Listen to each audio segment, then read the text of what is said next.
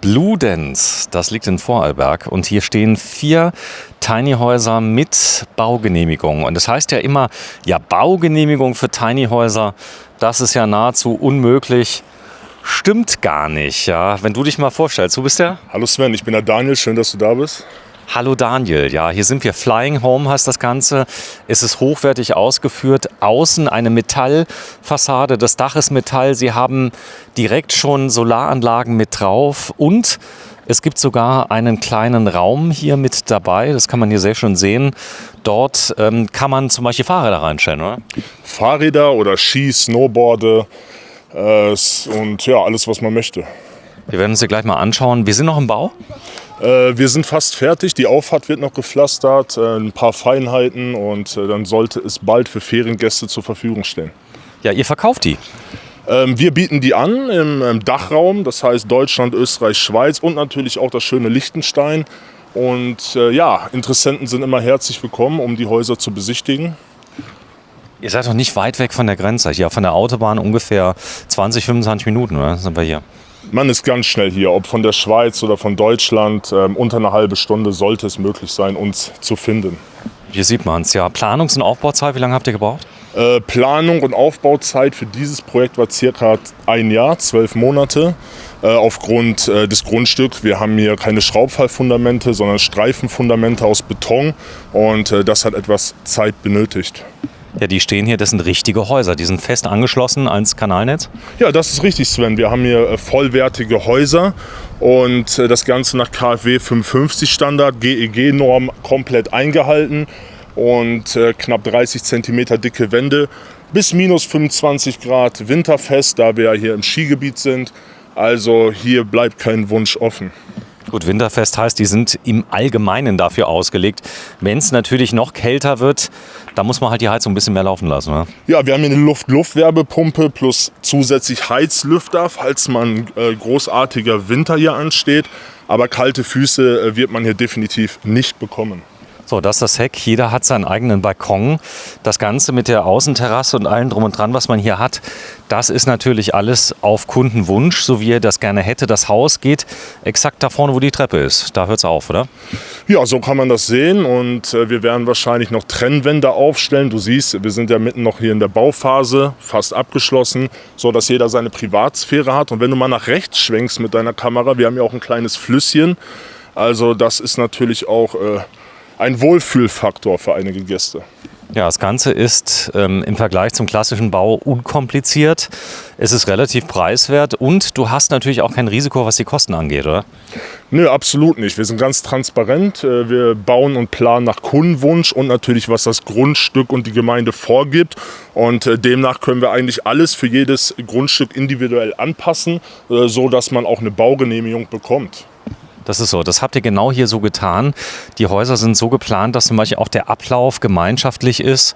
Die Solaranlagen wurden alles geplant, das nimmt ihr alles in die Hand, das könnt ihr steuern.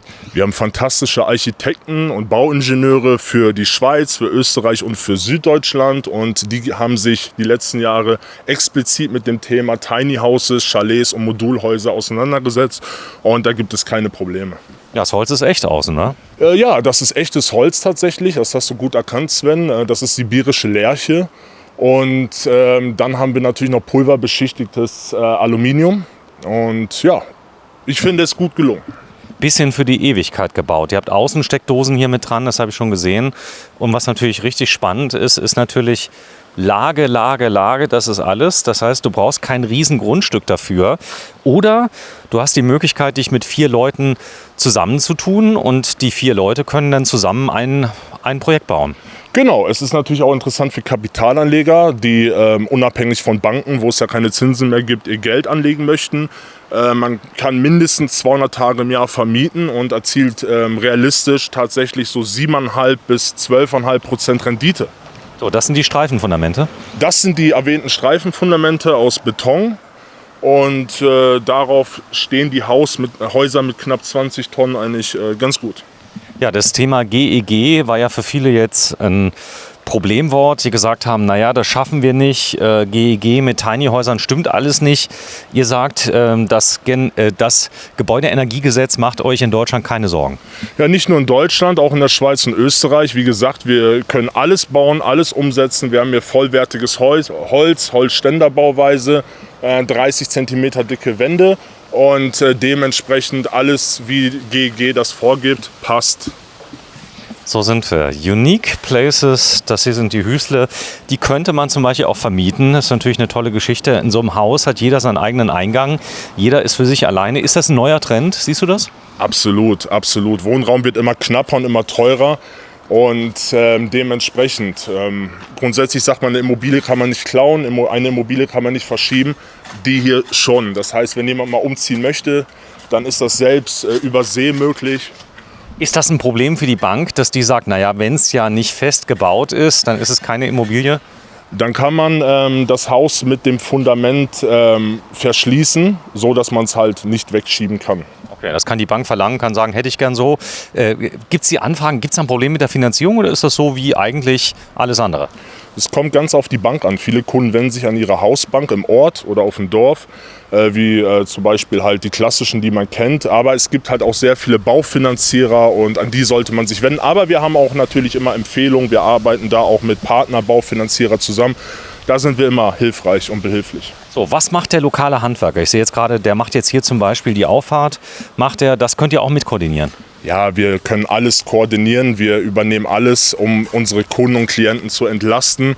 Und bis hin halt zum Aufbau, Transport bis zur Fertigstellung. Auch mit Rollrasen, wenn es gewünscht ist. Also wir kriegen alles hin. Grundstücke auch, geht das?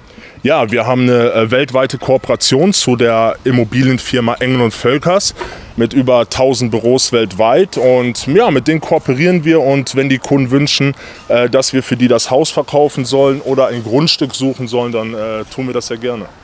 Du bist, wie groß bist du? 2 Meter. 2 Meter, das ist gut, denn wenn wir reingehen, habe ich ein lebendes Metermaß nämlich dabei in 2 Meter Höhe. Mal gucken, wie es ist. Bitte mal davor gehen. Die Haustür ist natürlich auch so hoch. Das ist alles Standard wie im ganz normalen Haus. Absolut. Du hast ja immer Sorgen mit deiner Größe. Also bei vielen Altbauten kommst du an die Grenzen, oder? Bei 2 Meter. Naja, gut, Altbauten haben meistens höhere Decken und höhere Türen, aber hier passt es tatsächlich. Wir haben hier tatsächlich knapp 2,20 Meter Türhöhe und ich würde sagen, ja, gehen wir mal rein. Gehen wir mal rein. Das Ganze hier ist auch entsprechend belüftet. Ihr habt eine automatische Luftanlage? Ja, Luft. Schön in schwarz. Uns persönlich gefällt weiß nicht so, aber viele finden diese Farbe einfach ansprechender. Absolut. Ja. So, das heißt, die B- und Entlüftung, um die Feuchtigkeit rauszukriegen, wie funktioniert das? Zwangsbelüftung durch die Fenster, durch Luftventilatoren und ja. Das ist das, was man hier sieht, gell? Die schwarzen Auslässe. Unter anderem, genau. Unter anderem. Genau. Da oben sind auch nochmal Auslässe drin. Selbstverständlich. Das heißt also, das Raumklima ist immer so, ich muss nicht aktiv lüften. Das Fenster muss ich nicht öffnen. Ja, man sollte natürlich lüften fürs eigene menschliche Wohlbefinden, ne? Aber grundsätzlich kriegt man hier drin keinen Schimmel. Nein. So, bitte mal öffnen. So, und die Haustür ist natürlich das Gesicht des Hauses. Auch hier kann ich das Ganze nochmal verschließen. Linke Seite, was ist hier auf der Seite? Ja, wir haben hier den Abstellraum für die Waschmaschine und Wischer und Staubsauger, was man halt so benötigt. Okay, das heißt also, hier ist der Waschtrockner mit drin. Wenn du mal den Schrank rechts öffnest, bitte, für mich. Ja, sehr gerne. Da mal sehen. Also da siehst du auch einen großen Schrank, zum Beispiel für einen Staubsauger, der hier mit drin ist. Also das hier ist alles eingerichtet, dass die Leute auch direkt drin wohnen können. Bitte mal oben öffnen. Was ist das, auch ein Schrank? Das ist auch ein Schrank. Wir hatten schon Gäste übers Wochenende und jetzt ist hier noch ein paar Flaschen drin. Okay. So, und das Ganze hat dann einen Hausgang. Direkt auf der rechten Seite ist die Küche. Damit ich ein bisschen mehr Privacy habe, das werden wir uns gleich mal anschauen, habt ihr auf den Fenstern und Türen jeweils die Möglichkeit zu verdunkeln, und zwar von unten nach oben. Das können wir mal gerade sehen. Und zwar zweiteilig. Einmal so und einmal so. Und das Ganze schafft ein bisschen mehr Privacy, sodass ich rausgucken kann, der andere nicht mehr rein. Die Küche ist dabei, dann jeweils bei dem Objekt? Die Küche ist dabei, individuell planbar, was man möchte, nach Farbe, Ausstattung, Umfang. Und hier ist es uns sehr gut gelungen, das werden wir gleich sehen, dass halt alle Holzoberflächen hier unten wie Küche, Türen und Schränke dieselbe Farboptik haben. Das fühlt sich gar nicht mehr an nach Tiny House, ganz ehrlich hier drin. Nein, es ist ein vollwertiges Haus. Wir haben hier 9 Meter Länge, 4 Meter Breite und können das Ganze verlängern auf 14 Meter Länge und 5 Meter Breite. Stell dich mal gerade ganz dorthin, so dass wir das Ganze mal sehen auf der Seite. Denn für mich ist natürlich sehr, sehr interessant, auch mal das Raumgefühl zu sehen, wie wirkt das Ganze hier. Und wenn du mal gerade bis ans Ende gehst vom Raum, du bist ja 2 Meter lang, die Länge nochmal 9 Meter waren hier. 9 Meter Außenlänge. 9 Meter Außenlänge und guck dir mal an, also das wirkt auch gar nicht wie ein Schlauch, wenn ich gleich mal hier reingehe. Bleib ruhig mal gerade da, wo du bist und setz dich mal bitte ins Sofa rein, dass wir das mal sehen, also 2 Meter Höhe. Sofa, was ist hier über? Genau, aufs Sofa. Einfach mal drauf, dass wir mal die Ecke sehen. Dann bleib auch ruhig mal kurz da sitzen, dann komme ich mal zu dir und zeig mal das ganze Raumgefühl, das wir drin haben. Das heißt also, hier ist ein großer Esstisch mit drin, ins Badezimmer unten kommen wir gleich noch. Es hat 2 Stockwerke. Das ist eine Schlafcouch, nehme ich an. Kann man aussehen? Okay, Schlafcouch. Dann hast du hier auf der rechten Seite deinen Fernseher. Du hast eine Terrasse, die kannst du öffnen. Ich stelle mich mal kurz in die Ecke rein fürs Raumgefühl. Alle Lampen und so weiter sind inkludiert. Ja, selbstverständlich. Die Möbel auch und die kommen aus unserer hauseigenen Tischlerei. Das heißt, es sind Unikate, nichts, was man im Möbelhaus findet. Und ich würde sagen, für meinen Geschmack ist das alles schon ein gutes Design. So, also fix und fertig. Ich bekomme entweder mein Wochenendhaus oder mein Haus, in dem ich leben kann, wenn ich kein Riesenhaus brauche, komplett aus einer Hand und auf Wunsch auch noch 3 daneben, wenn ich das möchte. Also hier ist dann nochmal der Fernseher. Ihr habt eine zentrale Steuerungseinheit, die ist hier drin. Dexon, was kann die jetzt? Ist die fürs Licht oder für die Klimaanlage? Für die Klimaanlage. Okay. Die wird also hiermit gesteuert. Und das Luft, eine Luft-Wärmepumpe mit drin. Okay, die natürlich umso effizienter arbeitet, je wärmer es draußen ist. Hier hat man natürlich das Glück, hier hat man den Föhn. Wenn man Glück hat, hat man im Winter auch hier 12 Grad oder auch schon mal 30 Grad, habe ich gehört, wenn es irgendwie kommt. Und das ist der Ausgang von der Klimaanlage. Diesmal Gree, ich kenne sogar Gree und auf der Seite nochmal der Blick zur Küche. Sollen wir mal ins Bad gehen? Ja, sehr gerne. Das mal kurz anschauen. Der Boden, das ist jetzt ein Vinyl oder was ist hier drin? Das ist ein Vinyl, das hast du gut erkannt. Mhm. So, auch hier Küche mit Induktionskochfeld, da komme ich gleich mal zu. Das erste Badezimmer, hast 2. Ja, oben ist auch noch eins. So, mit Dusche? Oben ist die Dusche. Okay, also hier hast du Badezimmer mit einer Gästetoilette, Gäste-WC, freistehend. Und hier dann nochmal eine Waschgelegenheit. Okay, auf Wunsch könnte ich unten auch eine Dusche kriegen, wenn ich will. Es ist alles möglich. So, und dann gehen wir mal raus auf die Terrasse. Da habt ihr eine kleine Treppe angebracht. Bitte auch hier mal zeigen. So, hier reingehen. Breite war 3 Meter oder 4 Meter? Außenbreite ist 4 Meter. Länge 9 und wie gesagt ist 14 Meter erweiterbar, maximale Breite 5 Meter und bis 4-stöckig können wir bauen. Bis 4-stöckig? Bis 4-stöckig, genau. Wir haben auch momentan ein Investorprojekt für ein Hotel, das 4-stöckig ist und das planen wir gerade. Krass. Ja, wir werden uns heute Nachmittag noch ein zweites Objekt anschauen in einer Nachbargemeinde. Dort sind wir höher oder ist es auch doppelstöckig? Nee, es sind tatsächlich Mobile Homes, eine Etage, Erdgeschoss und die klassischen, die man halt kennt. Okay, die werden wir uns auch noch anschauen. Aber das ist schon wirklich aufwendig produziert. Also wenn du hier das Ganze siehst, BPC ist hier vorne. Die Möbel können auf Wunsch auch mitgeliefert werden. Das heißt, ich kann eigentlich meine Koffer packen, kann ins neue Zuhause ziehen, entrümple alles, was ich nicht mehr brauche und habe mein neues Zuhause. So ist es in der Tat, ja. Gut, gehen wir hoch. Jetzt bin ich ja mal gespannt. Du bist mein Zeuge, ich war noch nicht oben. Nein. So, ich gehe langsam hier hoch. Große, breite Treppe. Auch hier gibt es ja Normen. Die dürfen ja gar nicht in eine bestimmte Steilheit überschreiten. Und wir haben hier schon mal ein Schlafzimmer. Ja, Gästezimmer, Kinderzimmer, das ist das kleinere der beiden Zimmer und geh doch mal rein. Wow. Also ich beschreibe mal gerade, was ich sehe. 90 cm, 80, 90, was haben wir hier? Ich würde mal schätzen 80 cm. So, großes Bett, 80 cm.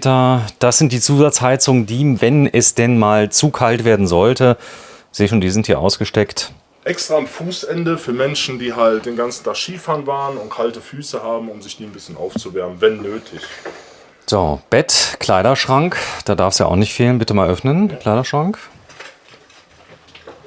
Und also, das ist auch mit dabei. Also alle Möbel kommen aus der hauseigenen Schreinerei, wie schon gesagt, und sind farblich und von der Größe halt individuell anpassbar. Das, was der Kunde wünscht. So, hier ist noch ein Schrank mit Spiegel. Ist ja fast wie Hotel hier.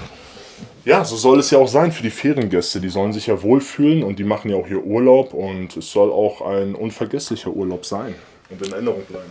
In positiver Hinsicht. Absolut. Unvergesslich. Und Ausblick, hier hast du Fenster, kannst an jeder Weise verdunkeln hier oben. Wenn du mal gerade rechts neben mich kommst, und dann zeige ich gerade nochmal, das ist der Schlafbereich 1 und hier auf der Seite 2.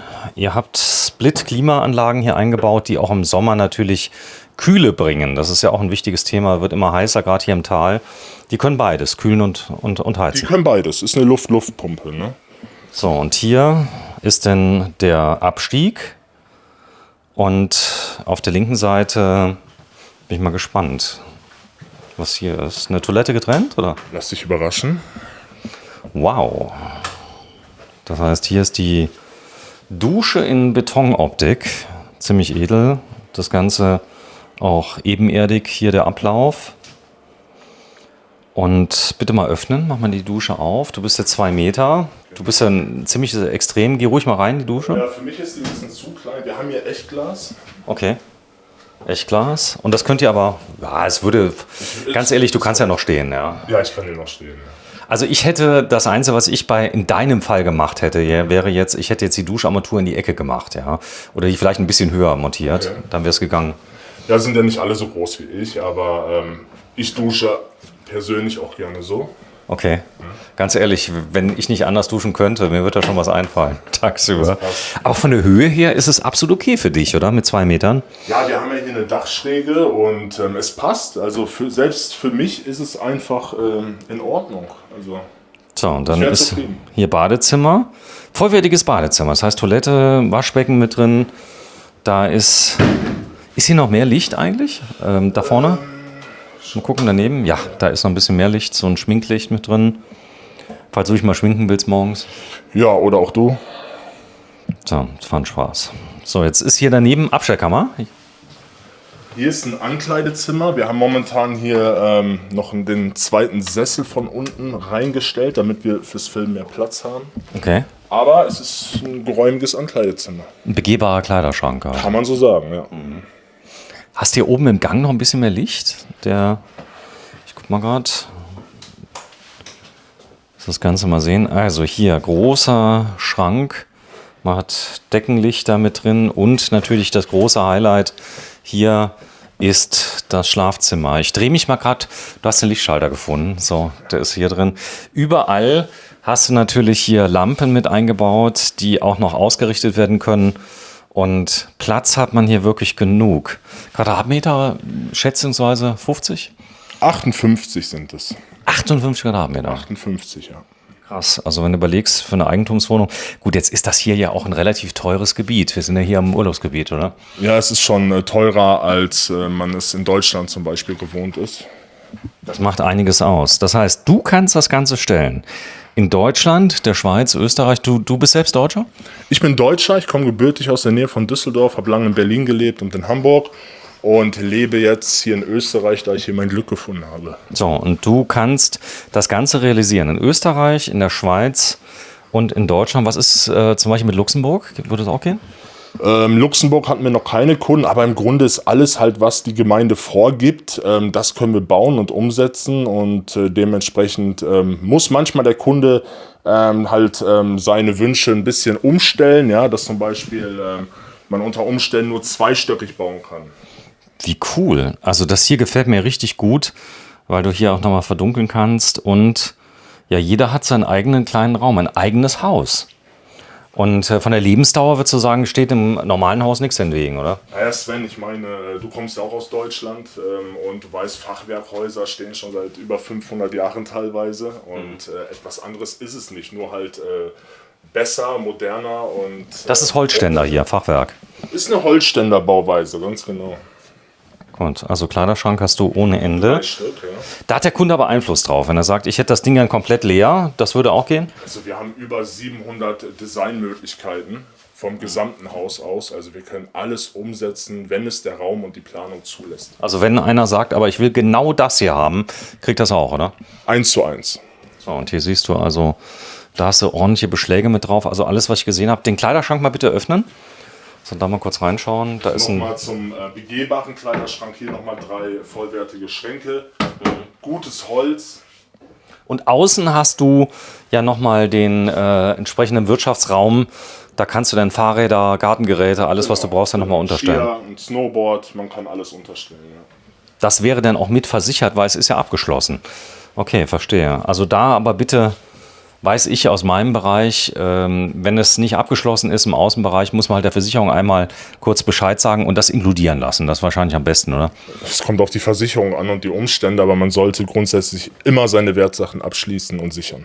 So, komm, ich gehe mal an die Ecke ran. Geh du mal bitte ganz nach hinten in das andere Zimmer mal rein, dass ich einmal hier mal einen Gesamtschwenk machen kann und wir in den Raum mal reinschießen. Und dann sieht man auch mal die Länge von dem Haus. Hier bin ich jetzt in der Ecke. Also hier ist auch nochmal ein Schminktisch. Jede Menge Licht auch hier oben drüber, indirekt. Und hier nochmal der kleine Arbeitstisch mit dabei. Ich komme jetzt zu dir und fahre jetzt ganz langsam mal eine Kamerafahrt durch das Haus durch. Das ist schon ein großes Ding. Was war es? 8 Meter nochmal, gell? 8 mal 4. 9 Meter mal 4. 58 Quadratmeter Wohnfläche mit Nutzfläche und ja. Wow, so und bitte, wenn ich Anfragen habe, an wen soll ich mich denn wenden? Flying Home GmbH in Österreich, in Schrund sitzen wir und ja, man findet uns bei Google. Also Flying Home, ich schreibe es auch nochmal in die Videobeschreibung mit rein. Das Ganze ist überhaupt kein Problem für Deutschland. Das heißt, obwohl ihr jetzt in Österreich sitzt, kein Thema. Es kommt immer auf die Gemeinde und das Grundstück an, aber man findet immer eine Lösung. Ja, aber wenn ich als Deutscher anrufe, ist es gar kein Problem, hier in Österreich zu kaufen. Ich zahle die deutschen Preise. Also, korrekt. Ja, selbstverständlich. Da sind wir ganz transparent. Okay, vielleicht ganz wichtig, weil viele wissen, oh, Österreich ist teuer. Das wird dann angepasst auf den deutschen Markt und das Ganze genauso in der Schweiz. Da ist ja auch mittlerweile Bauen fast unbezahlbar. Da habt ihr dann Lösungen, wie man kleiner bauen kann und das Ganze auch mit Baugenehmigung. Also mich hast du überzeugt, wir gehen mal raus. Vielen Dank, Sven. Jo, ich bin großer Fan von Tiny Häusern, weil wir zurzeit auf einer Fläche von etwa 14 Quadratmeter leben im Reisemobil. Und mich brauchst du nicht zu überzeugen. Hier ist der Fluss übrigens, der hier durch Bludenz fließt. Und das ist die Installation. Vielen Dank fürs Einschalten. Das Ganze Flying Homes. Bis zum nächsten Mal. Tschüss.